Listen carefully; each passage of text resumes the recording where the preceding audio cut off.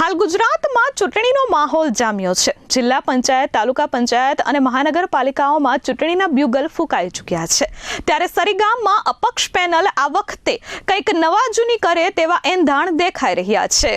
સરીગામ યુવા શક્તિ વિકાસ સંગઠન દ્વારા પ્રચારની શરૂઆત કરવામાં આવી છે, જેમાં રાકેશ રાય પ્રેરિત અપક્ષ પેનલના ઉમેદવારો ડોર ટુ ડોર જઈ મતદારો સાથે સીધી મુલાકાત કરી રહ્યા છે।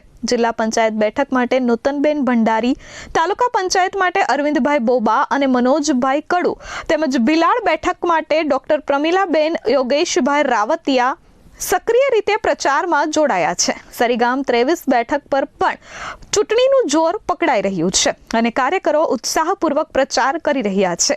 પ્રચાર દરમિયાન બાલાજી ફળિયું, મુખ્ય બજાર, દક્ષિણ ફળિયું, 3 રસ્તા અને કહારવાડ સહિતના વિસ્તારોમાં ઉમેદવારોને લોકો તરફથી સારો પ્રતિસાદ મળી રહ્યો છે। મતદારો સાથે સીધી વાતચીત અને વિકાસના મુદ્દાઓને ધ્યાનમાં રાખી અપક્ષ પેનલ લોકોનું દિલ જીતવાનો પ્રયાસ કરી રહી છે।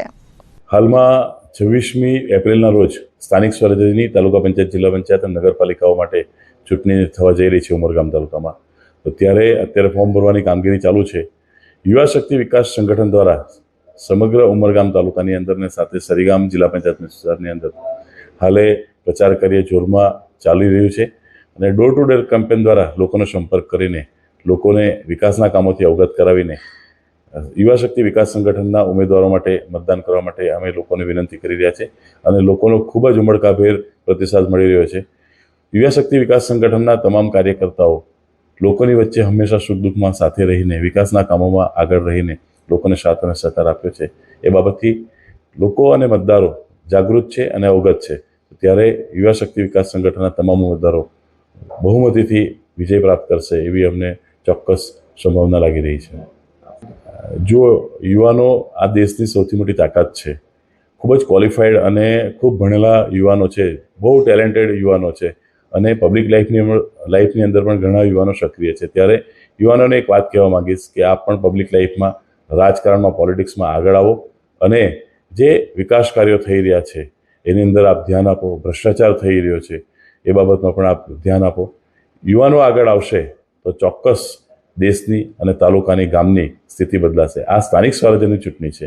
ગામના પ્રશ્નો શું છે, ગામમાં વિકાસના કાર્યો કેવી રીતે થઈ રહ્યા છે, ભ્રષ્ટાચારની બાબતમાં શું ચાલી રહ્યું છે, આપ જુઓ છો કે ગત તાલુકા પંચાયત, જિલ્લા પંચાયતની જે બોડી હતી એની અંદર તાલુકા પંચાયતના શાસક પક્ષના પ્રમુખ અને કારોબારી અધ્યક્ષ બંને જેમ પોર્ટલ પર ખરીદી બાબતે, તાલુકા વિકાસ અધિકારી અને જેમ પોર્ટલની ખરીદી બાબતે ભ્રષ્ટાચારના આરોપ લગાવવામાં આવ્યા છે। ત્યારે આ બે સિવાય કોઈએ પણ પોતાનો અવાજ તાલુકા જિલ્લામાં ઉચક્યો નથી અને ભ્રષ્ટાચાર બેફામ છેલ્લા 5 વર્ષમાં થયો છે, સૌ જાણે છે। ત્યારે યુવાનો આગળ આવે અને તાલુકાનું, ગામનું નેતૃત્વ સ્વીકારે અને આગળ આવીને કામ કરે એવી મારી યુવાનોને। અમિત સિંહ રાજપૂત સાથે પ્રશાંત પંચાલ, S24 ન્યૂઝ, સરીગામ।